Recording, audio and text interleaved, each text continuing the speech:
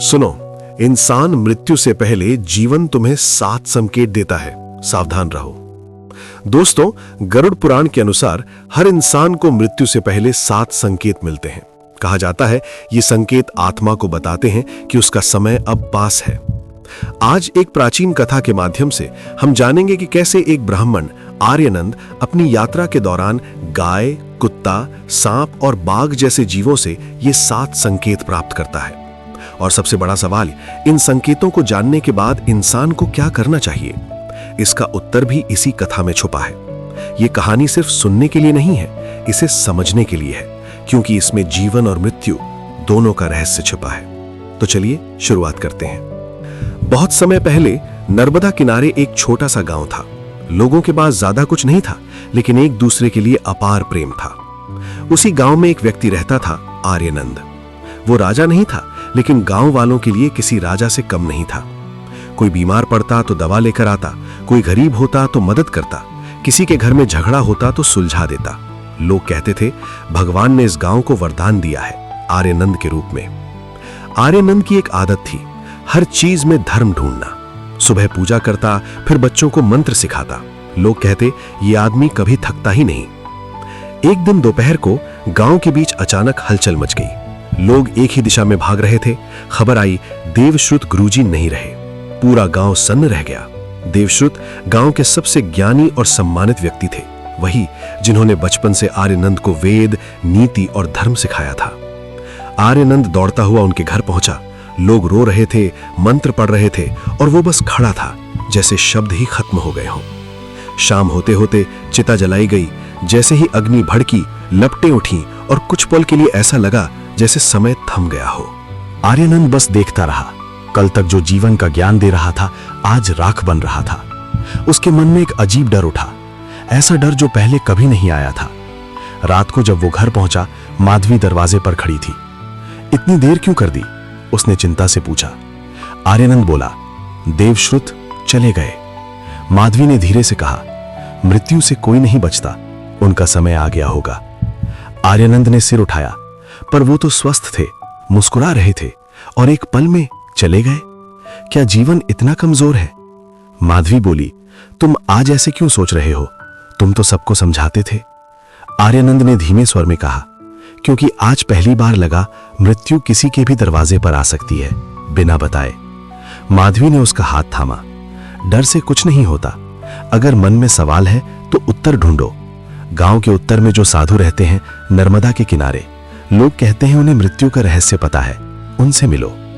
आर्यनंद ने कुछ पल सोचा, मैं कल ही जाऊंगा। उस रात वो देर तक जागता रहा।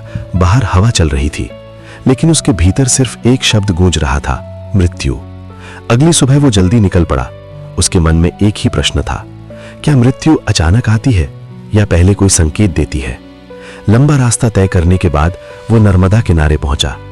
वहां एक पुराना बरगद का पेड़ था, जिसके नीचे एक साधु ध्यान में लीन बैठे थे।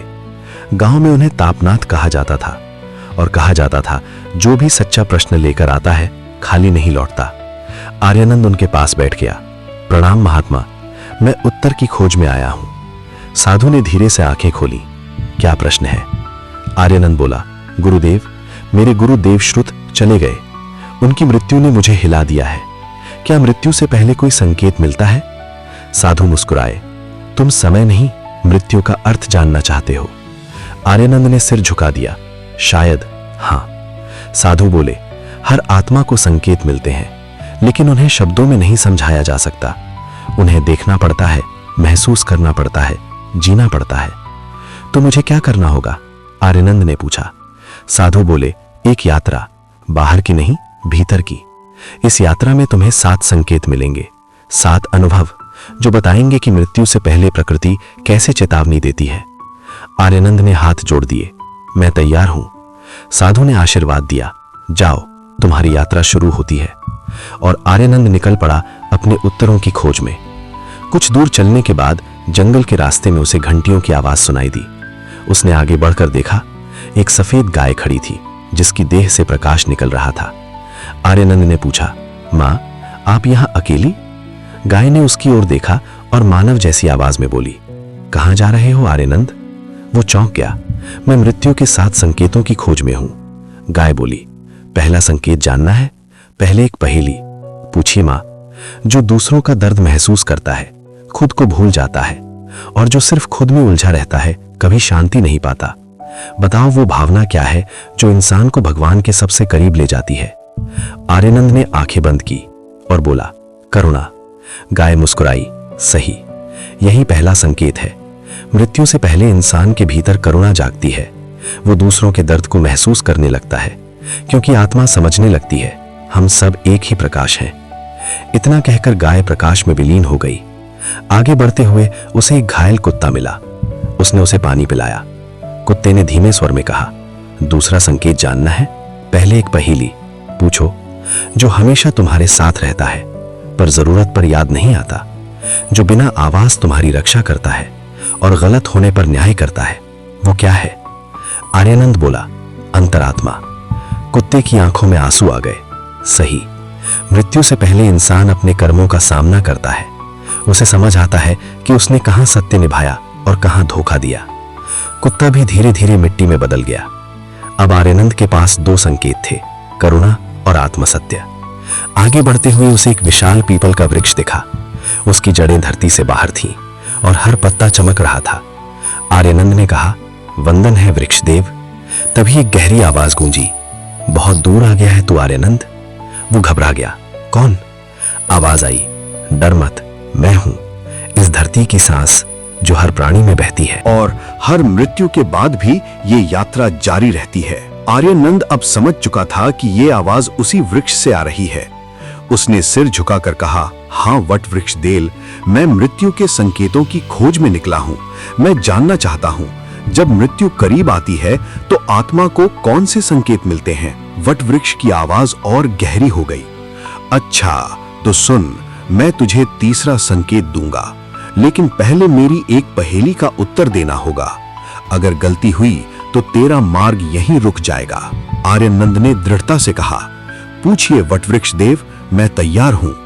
वृक्ष बोला, कौन है जो हर पल तेरे साथ रहता है लेकिन तू उसे कभी देख नहीं पाता, जिससे तू जन्म लेता है और जिसके बिना तू मर जाता है? आर्यनंद के आंखें बंद कर लीं। यह सवाल जैसे उसके भीतर उतर गया। कुछ पल बाद उसके होठों पर हल्की मुस्कान आई। उसने आंखें खोली। वो है श्वास, जो दिखाई नहीं देती लेकिन हर जीव को जीवित रखती है। जो चली जाए तो जीवन भी साथ चला जाता है। वटवृक्ष गूंज उठा। सही कहा आर्यनंद, यही तीसरा संकेत है। जब मृत्यु करीब आती है तो श्वास भारी होने लगती है। आत्मा शरीर से अपना बंधन खोलने लगती है। इसी कारण अंतिम समय में सांस टूटती है, क्योंकि आत्मा मुक्त होने की तैयारी कर रही होती है। श्वास ही जीवन का प्रवेश द्वार है और मृत्यु का निकास भी। जो श्वास को समझ लेता है वो मृत्यु से डरता नहीं, उसे पहचान लेता है। आर्यनंद ने वृक्ष की ओर देखा। उसका मन गहरी शांति में उतर चुका था। वृक्ष बोला, जाओ आर्यनंद, आगे बढ़ो। हर संकेत तुम्हारी समझ को और गहरा करेगा। अब हवा को नहीं, खुद को सुनो। तीसरा संकेत पूरा हुआ। आर्यनंद ने झुककर प्रणाम किया और आगे बढ़ गया। अब रात उतर आई थी। आसमान में चांद था, लेकिन उसकी रोशनी फीकी लग रही थी। जंगल और भी घना हो चुका था। तभी उसे एक पुराना खंडहर दिखाई दिया। उसकी दीवार पर एक सफेद उल्लू बैठा था। वो बिल्कुल स्थिर था, लेकिन उसकी आंखें 2 दीपकों की तरह चमक रही थीं। आर्यनंद ठिठक गया। उल्लू बोला, मत डर आर्यनंद, मैं तेरा इंतजार कर रहा था। आर्यनंद आगे बढ़ा। वंदन है दिव्य पक्षी, क्या तुम मृत्यु का रहस्य जानते हो? उल्लू बोला, हाँ मैं जानता हूं। मृत्यु और अंधकार एक ही है और दोनों में प्रकाश छुपा होता है। लेकिन पहले मेरी पहेली सुन। आर्यनंद ने सिर हिलाया। कहिए। उल्लू बोला, जो दिन में अदृश्य रहता है लेकिन रात में सब देखता है, जो आंखों से नहीं बल्कि सत्य से पहचानता है, बताओ वो क्या है? आर्यनंद सोच में डूब गया। फिर धीरे से बोला, वो है ज्ञान, जो बाहर नहीं भीतर जलता है, जो अंधकार में भी रास्ता दिखाता है। उल्लू मुस्कुराया। सही कहा आर्यनंद, यही चौथा संकेत है। जब मृत्यु करीब होती है तो भीतर का अंधकार मिटने लगता है। जो बातें पहले सिर्फ शब्द थीं, अब समझ में आने लगती हैं। मृत्यु से पहले आत्मा के भीतर ज्ञान की ज्योति जल उठती है। वही प्रकाश उसे मार्ग दिखाता है। भय नहीं, समझ।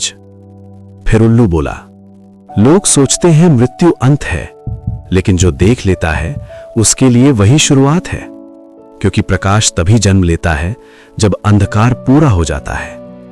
इतना कहकर उल्लू अपने पंख फैलाकर अंधेरे में उड़ गया। आर्यनंद आगे बढ़ता गया। अब तक उसे 4 संकेत मिल चुके थे: करुणा, निष्ठा, श्वास और ज्ञान। हर संकेत के बाद वो खुद को पहले से हल्का महसूस कर रहा था। जंगल पीछे छूट चुका था और रास्ता अब पहाड़ों में पहुंच गया था। तभी अचानक जमीन से धुआं उठने लगा। आर्यनंद रुक गया। पास जाकर देखा, एक विशाल नाग। उसका शरीर चांदी की तरह चमक रहा था और उसकी आंखें शांत थीं। नाग ने धीरे से कहा, मत डर आर्यनंद, मैं 5वां संकेत हूं, परिवर्तन का रक्षक। आर्यनंद ने सिर झुकाया। वंदन है नागदेव, बताइए मृत्यु से पहले आत्मा क्या सीखती है? नाग मुस्कुराया, पहले मेरी पहेली सुन। जो अपना शरीर छोड़ता है लेकिन खुद नहीं मरता, जो हर बार पुराना त्यागता है ताकि नया जन्म ले सके, बताओ वो क्या है? आर्यनंद ने कुछ पल सोचा, फिर मुस्कुराया, वो है परिवर्तन। जैसे तुम अपनी केंचुल छोड़ते हो, वैसे ही आत्मा शरीर छोड़ती है। नाग की आंखें चमक उठीं। सही कहा आर्यनंद, यही 5वां संकेत है। मृत्यु अंत नहीं है, ये आत्मा का वस्त्र बदलना है। जैसे मैं अपनी केंचुल छोड़ता हूं, वैसे ही आत्मा शरीर छोड़कर आगे बढ़ती है। मृत्यु केवल परिवर्तन है। नाग ने गहरे स्वर में कहा, इंसान मरने से नहीं डरता, वो बदलने से डरता है। लेकिन जो बदलना सीख गया, वही सच में जन्म लेता है। याद रख, जो परिवर्तन से भागता है, वही मृत्यु से हारता है। इतना कहकर नाग धीरे धीरे प्रकाश में विलीन हो गया। अब आर्यनंद पहाड़ों से उतरकर झीलों की ओर आ रहा था। झील के किनारे एक सफेद हंस बैठा था। आर्यनंद ने प्रणाम किया। हंस मुस्कुराया, स्वागत है आर्यनंद, तू बहुत आगे आ चुका है। आर्यनंद बोला, हंस देव, बताइए मृत्यु से पहले आत्मा क्या समझती है? हंस ने शांत स्वर में कहा, पहले मेरी पहेली सुन। जो कीचड़ में रहकर भी शुद्ध रहता है, जो संसार में रहते हुए भी संसार से अछूता रहता है, बताओ वो क्या है? आर्यनंद ने कुछ पल सोचा, फिर मुस्कुराया, कमल, जो पानी में खिलता है लेकिन गंदगी उसे छू नहीं पाती। जैसे आत्मा शरीर में रहती है लेकिन उससे बंधती नहीं। हंस प्रसन्न हुआ। सही कहा आर्यनंद, यही 6ठा संकेत है, पवित्रता। जब मृत्यु करीब होती है, आत्मा वैराग्य महसूस करने लगती है।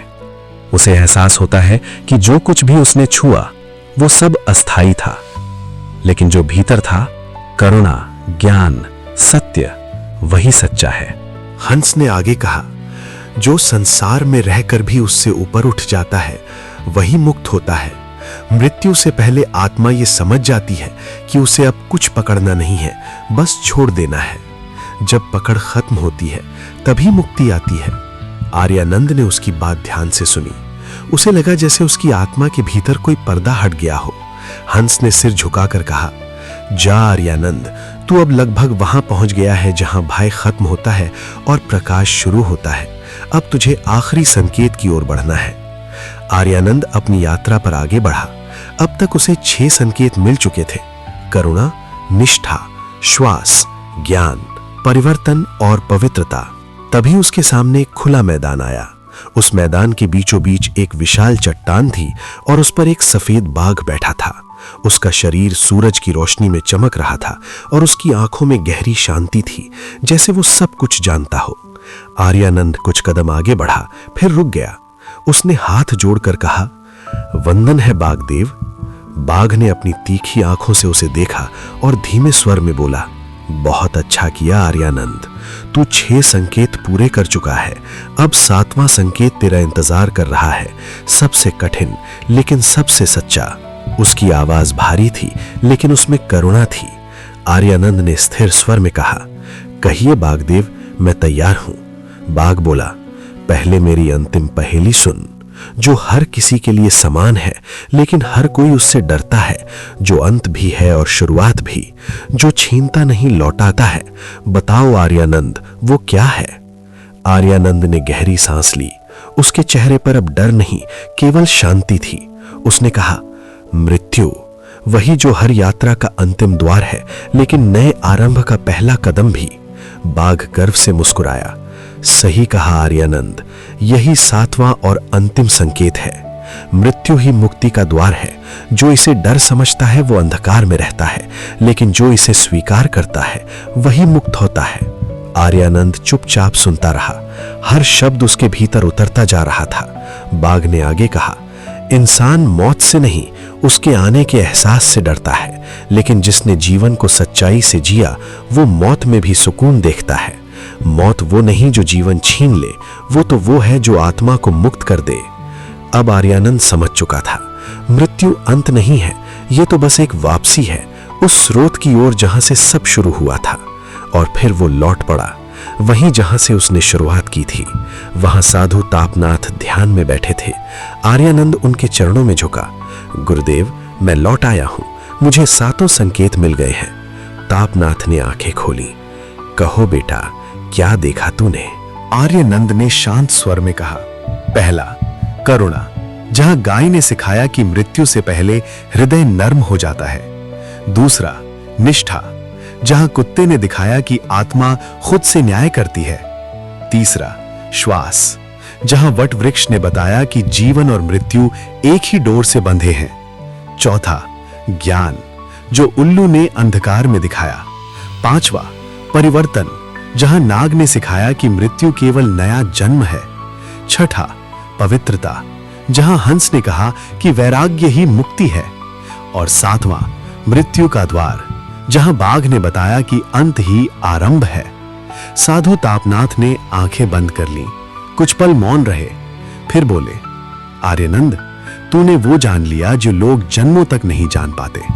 ये 7 संकेत 7 द्वार हैं जो मृत्यु से पहले आत्मा को तैयार करते हैं। जो इन्हें समझ लेता है उसे मृत्यु नहीं, मुक्ति मिलती है।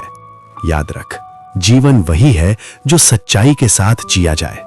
जो झूठ छोड़ देता है वो मृत्यु से भी आगे निकल जाता है। आर्यानंद की आंखों में आंसू थे, लेकिन वो दुख के नहीं, शांति के थे।